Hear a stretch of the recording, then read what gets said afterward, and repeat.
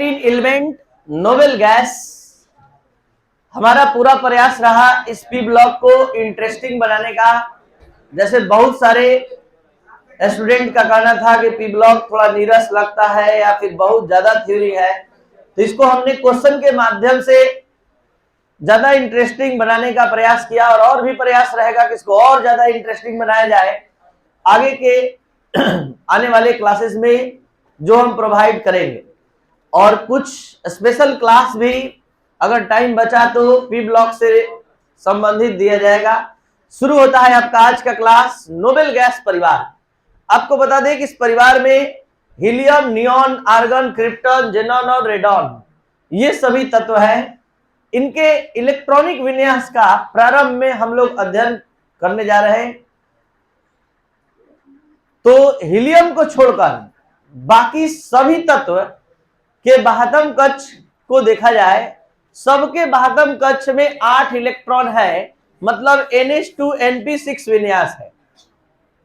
कुछ स्टूडेंट को हम यहां सुझाव देना चाहेंगे कि पढ़ाई के क्रम में अगर आप पीछे बैठकर मोबाइल चला रहे हैं या फिर किसी दूसरे का बात सुन रहे हैं, तो आप अपने और अपने गार्जियन दोनों से विश्वासघात कर रहे हैं। और आप ये माइंड को अब आदेश देने का समय आ गया है कि जो हम अभी पढ़ रहे हैं वो अभी तुरंत याद करेंगे, तो 50% आप सफल रहेंगे। जिस दिन से अगर सोच लिए कि नहीं अभी हम पढ़ रहे हैं और अभी याद करेंगे, क्योंकि नियम है कि जैसे आप माइंड को ऑर्डर दीजिएगा वो निश्चित उस दिशा में, उस डायरेक्शन में काम करना शुरू कर देता है। और आप इसका यूटिलाइजेशन नहीं कर रहे हैं, क्लास में रहते हुए भी अगर आप नहीं टीचर के बात पर ध्यान देते हैं तो फिर दूसरा कोई नहीं समझा सकता है, क्योंकि पूरा फुल बॉडी का कंट्रोलिंग सिस्टम आपके हाथ में है। लाख कोई जबरदस्ती आपसे कह दे कि नहीं पढ़िए, देखिए, समझिए, जब तक से आप नहीं चाहिएगा नहीं होने वाला है। आप सीधा देखिएगा लेकिन मन दिमाग में कुछ और होगा। तो ये पढ़ाई का सिस्टम नहीं है, ये आपको खुद समझ में आना चाहिए। ध्यान दीजिए, नोबेल गैस, इस नोबेल गैस में हीलियम को छोड़कर बाकी अन्य गैस के इलेक्ट्रॉनिक विन्यास पर ध्यान दिया जाए, सबके बाह्यतम विन्यास का जो है NH2 NP6 है, यानी बाह्यतम कक्ष में 8 इलेक्ट्रॉन स्थित है। यही कारण है कि ये अन्य तत्वों से संयोग कर यौगिक का निर्माण नहीं करते हैं। इन सभी गैसों का खोज रामसे नामक साइंटिस्ट के द्वारा किया गया और इन सभी गैसों में केवल सबसे पहले खोजा गया तो वो है आर्गन। तो जो भी हमने अभी बताया उसमें से कुछ ऑब्जेक्टिव क्वेश्चन थोड़ा कर लिया जाए। वो कौन सा नोबेल गैस है जिसके बाह्यतम कक्ष में 8 इलेक्ट्रॉन नहीं होता है? 8 इलेक्ट्रॉन नहीं होता है तो वो है हीलियम। अब हम डायरेक्ट बोलेंगे, डायरेक्ट आप आंसर देंगे। वो कौन? सभी अक्रिय गैस, सभी नोबेल गैस का। अब इसको अक्रिय गैस नहीं कहा जाता है क्योंकि इसमें से जेनॉन जो है रिएक्शन करके कंपाउंड बनाता है, जिसको हम लोग लास्ट में इसके यौगिक के संरचना और आकार के बारे में जानेंगे। तो यहाँ पर इसको अब नोबेल गैस इसलिए कहा जाता है क्योंकि इसको पहले अक्रिय गैस कहा जाता था, लेकिन अब नीचे जो आकार बढ़ते जाता है तो ये फ्लोरीन, अधिक इलेक्ट्रोनेगेटिव एलिमेंट फ्लोरीन और ऑक्सीजन से रिएक्शन करके कंपाउंड बना लेता है, इसलिए इसका नाम बदलकर नोबेल गैस कर दिया गया है। यहाँ हम बात कर रहे थे कुछ क्वेश्चन का कि सभी नोबेल गैस का सामान्य इलेक्ट्रॉनिक विन्यास क्या होता है। सभी नोबेल गैस का खोज किसने किया? राम से। वो कौन सा नोबेल गैस है जो सबसे पहले खोजा गया? तो ये था इसका इंट्रोडक्शन, परिचय, जो आप समझ गए। सभी नोबेल गैस एक लाइन में सुन लीजिए, गैसीय रूप में होते हैं। सभी नोबेल गैस, जैसे इससे पीछे अगर जाए हाइड्रोजन फैमिली में तो फ्लोरीन, क्लोरीन केवल गैस के रूप में, ब्रोमीन द्रव के रूप में, और आयोडीन और स्टेंटाइन क्या? ठोस के रूप में पाया जाता है। तो यहाँ ध्यान देंगे। अब यहाँ बात हो रहा है नोबेल गैस, ये सब आप समझ गए। एक चीज यहाँ जानेंगे कि रेडियम के विघटन से रेडॉन का निर्माण होता है। ठीक है, रेडॉन जो स्वयं क्या है? रेडियो सक्रिय है और गैस भी है। रेडियो सक्रिय तत्व भी है और क्या है? गैस भी है। अब इसके बाद हम चलते हैं इसके कुछ मतलब जनरल प्रॉपर्टीज पर, सामान्य गुणधर्म पर। जिस तरह से सभी ग्रुप में हम बहुत सारे ट्रेंड का अध्ययन किए, मतलब उसके क्वथनांक गलनांक के बढ़ने का घटने का क्रम, परमाणुविक त्रिज्या का, तो एक बार में फर्स्ट लाइन में हम 4 प्रॉपर्टी का स्टडी करने जा रहे हैं। पहला परमाणुविक त्रिज्या, दूसरा गलनांक, तीसरा क्वथनांक, चौथा घनत्व। इन सभी का मान अगर हम वर्ग में ऊपर से नीचे जाएंगे, helium, neon, argon, krypton, xenon, radon, तो वर्ग में ऊपर से नीचे जाने पर इस चारों का मान, परमाणुविक त्रिज्या, क्वथनांक, गलनांक और घनत्व का मान बढ़ता है। तो जल्दी से बताइए, निम्नलिखित में से किस नोबेल गैस का घनत्व सबसे कम होता है? Helium, neon, argon, krypton. निम्नलिखित में से किस तत्व का घनत्व सबसे कम होता है? Option neon, argon, krypton, xenon. तो ऑप्शन के अनुसार आप चलेंगे, अपने दिमाग में ट्रेंड रखेंगे कि हीलियम के बाद नियॉन आता है, आर्गन, और नियॉन सबसे छोटा है आकार में, इसलिए इसका घनत्व सबसे कम। और जैसे जैसे अणु भार बढ़ेगा, परमाणु भार बढ़ेगा, वैसे वैसे घनत्व क्या होगा? बढ़ेगा। और सबसे अधिक पूछा जाएगा कि सबसे अधिक गलनांक किसका होता है? रेडॉन। सबसे कम क्वथनांक किसका होता है? तो ये था। थोड़ा सा हीलियम के बारे में और कुछ जान लीजिए। यहाँ कुछ हीलियम के बारे में स्पेशल नॉलेज देने जा रहे हैं जो आज शायद कोई जानता होगा इस बैच में। हीलियम तो हीलियम के रूप में पाया ही जाता है, हीलियम 2 के रूप में भी पाया जाता है। इसका मेन कारण है कि हीलियम के बीच एक फोर्स एक्टिव होता है जिसका नाम है लंदन फोर्स, जिसका नाम है डिस्पर्सन फोर्स। जिसके बीच फोर्स एक्टिव होता है, फोर्स ऑफ अट्रैक्शन, उसका नाम है इंड्यूस्ड डाइपोल इंट्रैक्शन, प्रेरित द्विध्रुव। ये क्या चीज है? एकदम सरल अंदाज में हम आपके सामने रख रहे हैं, ध्यान दीजिए।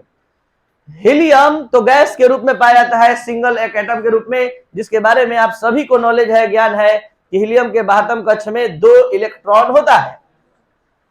अगर हीलियम का ये दोनों इलेक्ट्रॉन कभी भी घूमते हुए एक ओर आ जाए, एक ओर आ गया, तो हीलियम के पहले आधे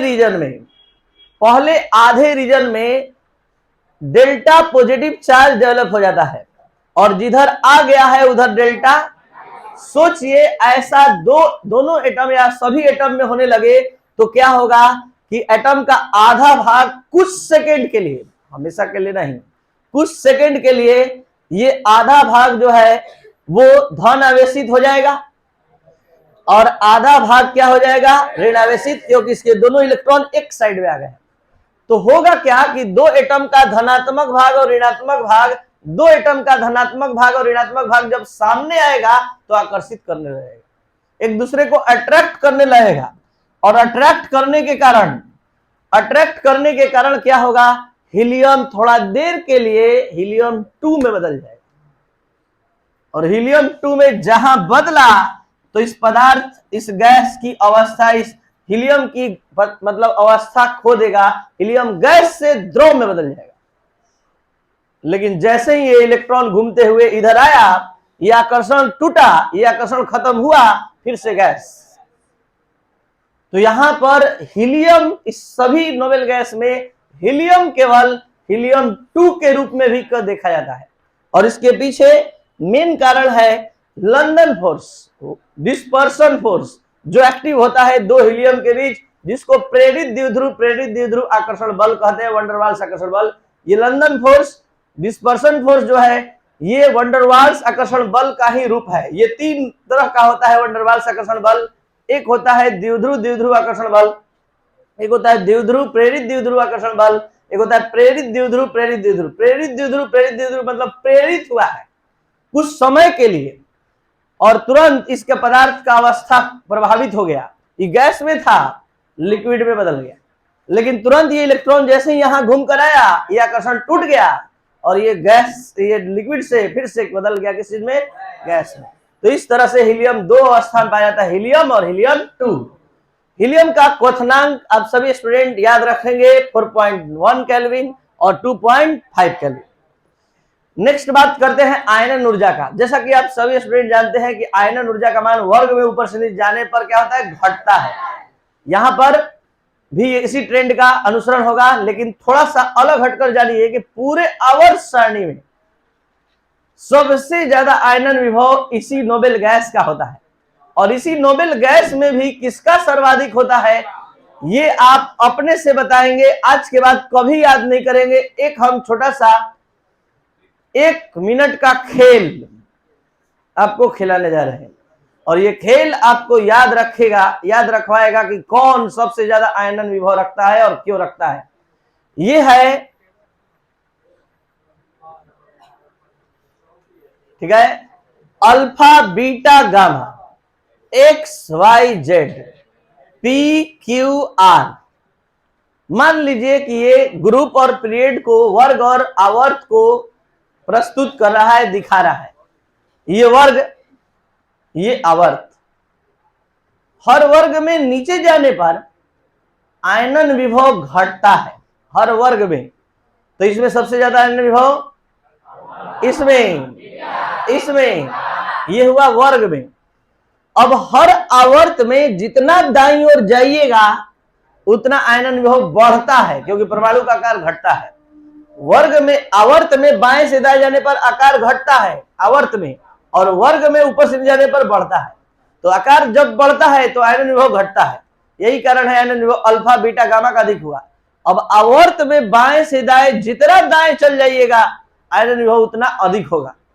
तो सब मिलकर कौन इशारा, किसको इशारा कर रहा है, किसका सबसे अधिक होगा, वो कौन सा स्थान है जहां आयनन विभव सबसे अधिक पाया जाएगा। क्या ये बात सबको समझ लिए, गामा। तो जब इसमें बता सकते हैं आप लोग, सब मिलकर इंडिकेट कर रहा है कि गामा वाला स्थान सबसे अधिक आयनन विभव का होगा, तो आवर्त सारणी में कौन सा स्थान होगा, तो वो होगा हीलियम। अब आज के बाद आप सभी स्टूडेंट को याद रहेगा कि पूरे आवर्त सारणी में सबसे अधिक आयनन विभव किसका होता है, क्योंकि हर वर्ग में ऊपर वाला आयनन विभव अधिक रखेगा। तो उसी में सबसे लास्ट में चल जाइए आवर्त के, तो सब मिलकर इशारा कर रहा है किसकी ओर, हीलियम की ओर। हीलियम का आयनन विभव सबसे अधिक होता है। आयनन विभव अधिक होने का मतलब इस बात का प्रमाण है कि वो कभी इलेक्ट्रॉन देना नहीं चाहता है। चलिए जेनॉन के बारे में थोड़ा जान लीजिए कि जेनॉन की आयनन ऊर्जा आणविक ऑक्सीजन यानी O2 के क्या होती है, लगभग बराबर होती है। नेक्स्ट, इलेक्ट्रॉन बंधुता। पिछले क्लास में एक दिन हम इलेक्ट्रॉन बंधुता सारा डिटेल दिए थे। इलेक्ट्रॉन बंधुता क्या है, जरा ध्यान दीजिए। किसी गैसीय विलयित परमाणु के बाह्यतम कक्ष में बाहर से एक इलेक्ट्रॉन को लाकर जोड़ने पर जितनी ऊर्जा मुक्त या अवशोषित होती है उसे क्या कहते हैं, इलेक्ट्रॉन बंधुता। फिर से, आयनन विभव में इलेक्ट्रॉन निकालकर आवश्यक ऊर्जा की मात्रा चेक की जाती है। इलेक्ट्रॉन बंधुता में इलेक्ट्रॉन ऐड करके, जोड़ करके आवश्यक या मुक्त ऊर्जा को चेक किया जाता है। आप ही बताइए, सभी नोबेल गैस का सामान्य इलेक्ट्रॉनिक विन्यास NH2NP6 है, क्या ये इलेक्ट्रॉन लेना चाहेगा? तो इलेक्ट्रॉन के प्रति कोई लगाव नहीं दिखाना चाहिए। आप ही का अगर मान लीजिए पूरा अच्छा से पेट भरा है और अब खाना परोसा जाए तो कुछ भी मन नहीं करेगा लेने का। कारण है कि आप पूरी तरह से भरे हुए हैं। तो वही बात है यहां पर कि ये पूरा कॉन्फ़िगरेशन कंप्लीट है, अष्टक पूरा है, तो ये आने वाले इलेक्ट्रॉन, अतिरिक्त इलेक्ट्रॉन के प्रति कोई लगाव। तो ये क्वेश्चन आ चुका है कि सभी नोबेल गैस के इलेक्ट्रॉन बंधुता का मान 0 क्यों होता है। जवाब है कि हीलियम को छोड़कर सभी नोबेल गैस का बाह्यतम विन्यास पूर्ण रूप से, या हीलियम का भी तो पूरा ही है, सभी नोबेल गैस का मतलब बाह्यतम विन्यास पूर्ण रूप से भरा हुआ है। यही कारण है कि ये अतिरिक्त इलेक्ट्रॉन को जोड़ने के लिए कोई लगाव प्रस्तुत नहीं करते हैं। इसलिए इसकी इलेक्ट्रॉन बंधुता का मान क्या होता है, 0 होता है। नेक्स्ट बात करते हैं एकल परमाणुविकता का। अब ये एकदम यूनिक प्रॉपर्टी आप स्टडी करने जा रहे हैं, ध्यान दीजिए। उतना आप नहीं सोचे होंगे कि ऐसा भी हो सकता है। आपसे केवल एक छोटा सा सवाल हम कर दे, एक एग्जाम्पल बताइए ऐसे अणु का जिसमें परमाणु की संख्या 1 हो। एक ऐसे, क्या आप लोग आईएससी में पढ़ते, ये देखिए हाइड्रोजन बोल दिए, परमाणु 2 होता है उसमें। ऑक्सीजन परमाणु 2 होता है, O2। तो वो है वैसे गैस जो एक परमाणु से मिलकर बनता है। साधारणतः गैस आप H2O 2N2 देखते हैं, 2 परमाणु से मिलकर बनता है। ये सभी ऐसे गैस है जो एक परमाणु से मिलकर बनाते हैं। कारण क्या है कि ये एक परमाणु से गैस बनाने में सफल होते हैं, तो इसका एक नहीं दो कारण है। पहला, आयनन विभव का मान उच्च होना, और दूसरा इलेक्ट्रॉन बंधुता का मान शून्य होना। ना ये इलेक्ट्रॉन देना चाहता है और ना इलेक्ट्रॉन लेना चाहता है, इसलिए ये सिंगल परमाणु से अणु बना सकता है। तो ये है एकल परमाणुविकता का कॉन्सेप्ट। बहुत अधिक आयनन विभव और शून्य इलेक्ट्रॉन बंधुता के कारण नोबेल गैस के परमाणु जोड़ने की क्षमता या बॉन्ड बनाने की क्षमता नहीं रखते हैं, और ये सिंगल एटम से भी अणु बना लेते हैं। ध्यान दीजिएगा, परमाणु तथा यहाँ पर एक चीज बताया गया है कि वैन डर वाल्स आकर्षण बल बढ़ने के कारण वर्ग में ऊपर से नीचे जाने पर ये आकर्षण क्या होता है, परमाणुओं के बीच जो है बढ़ता जाता है। तो ये एकल परमाणुविकता याद रखेंगे एक बार फिर से। वैसे अणु का एग्जाम्पल दीजिए जो एक परमाणु का होता है, तो यही सब है, helium, neon, argon, krypton, xenon. अब यहाँ विलेयता से संबंधित कॉन्सेप्ट है कि जल में सभी नोबेल गैस क्या होते हैं, विलेय होते हैं। और अगर पूछ दिया जाए कि हीलियम, नियॉन, आर्गन, क्रिप्टन में सबसे ज्यादा विलेय कौन होगा, क्रिप्टन। परमाणु संख्या बढ़ने से विलेयता क्या होती है, बढ़ती जाती है। कारण है कि आकर्षण बल बढ़ता जाता है, आकर्षण बढ़ेगा तो परमाणु ज्यादा एक दूसरे के करीब आएगा और अपनी अवस्था जल्दी से बदलेगा, तो ये द्रव में बदल जाता है। अब जरा ध्यान दिया जाए, शुरू हो रहा है नोबेल गैस परिवार के फ्लोराइड की ज्यामिति। जल्दी से हमको बता दीजिए, इस टॉपिक को पढ़ाने के लिए हमको हाइब्रिडाइजेशन का, प्रसंकरण का जबरदस्त नॉलेज या ट्रिक कम से कम आपके दिमाग में होना चाहिए, है कि नहीं, पहले बता दीजिए। 2 सिग्मा बॉन्ड होने पर कौन सा hybridisation, sp। 3 sigma, 4 sigma, 5 sigma, sp3d। कुछ स्टूडेंट sp4 बोल रहे हैं, तो आपको बता दें कि p में 3 ही ऑर्बिटल होता है, तो sp3d 5 सिग्मा होने पर sp3d, और 6 सिग्मा d2, और 6 सिग्मा sp3d2 हो गया, और 7 सिग्मा होने पर, जल्दी से बताइए, HCF2 के चारों तरफ गिनकर टोटल सिग्मा बॉन्ड कितना है, 1, 2। और हम आप लोग को एक ट्रिक बताए थे कि एक लोन पेयर को भी एक सिग्मा के बराबर गिन लेंगे, टोटल कितना होगा, 5। 5 से कौन सा प्रसंकरण, sp3d। और अब आप शेप का निर्धारण कैसे करेंगे, केवल बॉन्ड पेयर पर अपना ध्यान रखेंगे और सीधा देखकर बताएंगे इसकी ज्यामिति कैसी है। तो इसकी ज्यामिति क्या कहलाएगी, रैखिक, लीनियर इन शेप। हम लोग क्या पढ़ने जा रहे हैं, नोबेल गैस के फ्लोराइड और ऑक्सीफ्लोराइड की ज्यामिति। तो ये था HCF2 की ज्यामिति। अब HCF4 बताइए तो, हीलियम को छोड़कर नियॉन, आर्गन, क्रिप्टन सबके बाहतम कक्ष में कितना इलेक्ट्रॉन, धीरे धीरे जवाब दीजिएगा, आपके जवाब से आप ही को समझ में आएगा। 8 इलेक्ट्रॉन आप लोग बोले हैं, 4 फ्लोरीन को आना है, 4 साझेदारी करेगा, 4 इलेक्ट्रॉन इसी तरह बच जाएगा। तो 4 साझेदारी में भाग लिया, देखिए 4 साझेदारी में भाग लिया, ये रहा शेयर्ड पेयर इलेक्ट्रॉन, साझेदारी में भाग लेने वाला इलेक्ट्रॉन। कितना इलेक्ट्रॉन अभी इसका बचा हुआ है, तो 4। तो ये रहा पहला इलेक्ट्रॉन का जोड़ा, ये रहा दूसरा इलेक्ट्रॉन का जोड़ा, और हमारा जो आकृति होगा वो केवल बॉन्ड पेयर के निर्माण से, जो हम जोड़ेंगे इसको वहां से बोला जाएगा, सिर्फ आप इसको देखकर बताएंगे।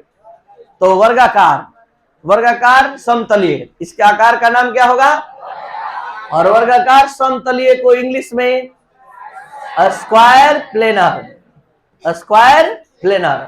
जल्दी से प्रसंकरण बताइए, सिग्मा सिग्मा सिग्मा सिग्मा 4, 4 2 6, कौन सा प्रसंकरण, sp3d2। तो एग्जाम में आ चुका है। HCF4 का आकार निम्नलिखित में से कैसा होता है, HCF4 की ज्यामिति कैसी होती है, तो आप क्या बताएंगे, वर्गाकार समतलीय। और कौन सा प्रसंकरण, ऑक्साइड दिया गया है, तो XCO3 देख लिया जाए कम से कम। XCO3 बताइए, जेनॉन, एक बार फिर से, जेनॉन के पास आउटर ऑर्बिट में टोटल इलेक्ट्रॉन 8, तो 2, एक ऑक्सीजन की 2 वैलेंसी होती है, तो टोटल XCO3, और ये एज ए लोन पेयर इसी तरह रहेगा। जल्दी से बताइए, ट्राइगोनल पिरामिडल, इसका शेप हो गया ट्राई, आप लोग को ऐसे नहीं नजर आएगा, ऐसे नजर आएगा, ट्राइगोनल ट्राइगोनल पिरामिडल। दुनिया बहुत फास्ट चल रहा है और आप लोग दूसरे दुनिया में मस्त है। थोड़ा सा आप लोग अपने आप को अब एक्टिव मोड में लाइए, क्योंकि ऊपर वाला बहुत जबरदस्त पावर आप लोग में दिया है, लेकिन आप उसको देख नहीं रहे। चलिए हैबिटेशन बताया जाए। एक डबल बॉन्ड में एक सिग्मा एक पाई होता है। एक डबल बॉन्ड में एक सिग्मा एक पाई, सिग्मा सिग्मा सिग्मा 3, और एक lone pair sp3, sigma pi sigma pi sigma pi, तो 3 और एक 4, एक लॉन पेयर का।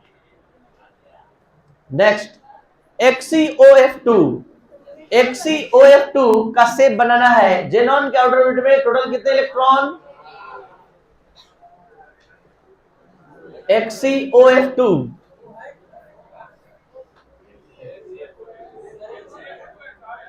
गलती लिखा हुआ है XeOF2, तो यहां पर XeOF2, Xe के आउटर ऑर्बिट में टोटल कितने इलेक्ट्रॉन? 8। ये रहा इसका 4 इलेक्ट्रॉन। कितना बच गया? 2 और एज ए लॉन पेयर रहेगा।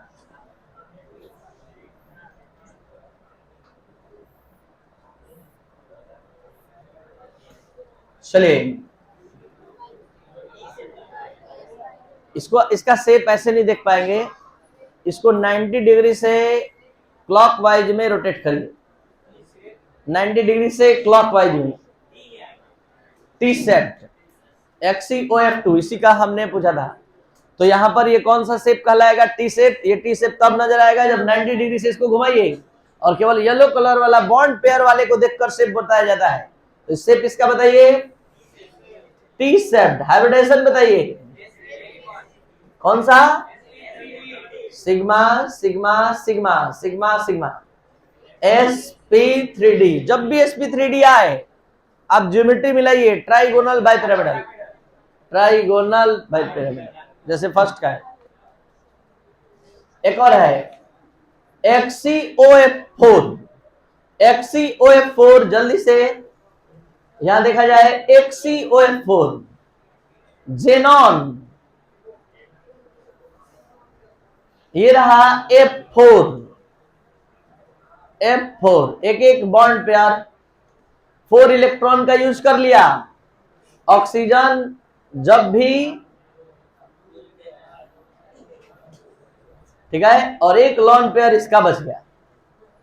और अब इसका पूरा शेप, इसको देखकर आप सभी स्टूडेंट बता पाएंगे एकदम सही। ये हो गया, ये हो गया स्क्वायर, ये हो गया स्क्वायर, और एक पिरामिड ऊपर।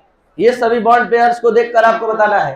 तो स्क्वायर और पिरामिड देखने के लिए मिस्र तो नहीं जाना होगा, यहीं पर ये रहा।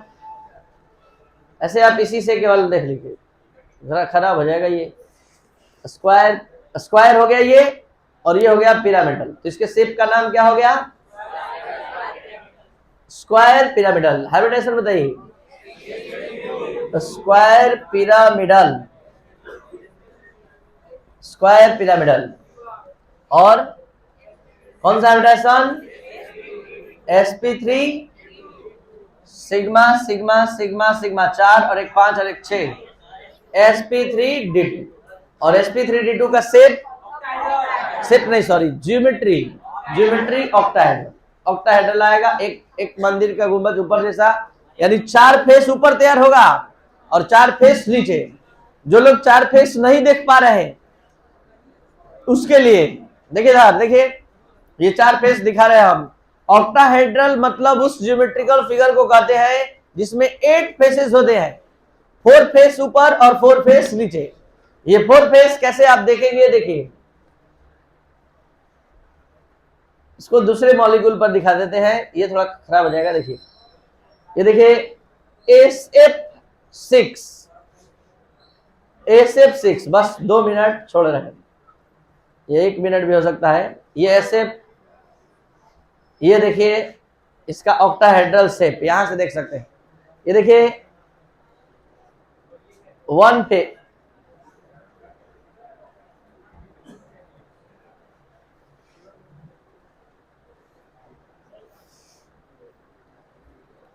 ये नहीं रहता तो हम नहीं दिखा सकते थे। 4 फेस ऊपर, 4 फेस कैसे कैसे, जैसे मंदिर का गुंबज बनता है गोपाष्टमी में, 1 face, 2 face, 3 face, 4 face, 4 face ये ऊपर, और 4 फेस ऐसा ही नीचे कैसे तैयार होगा देखिए, यहां से एक, यहां से ऐसे, एक यहां से, और एक यहां से, 4 नीचे और 4 ऊपर, तो इस को कहते हैं ऑक्टाहेड्रॉन।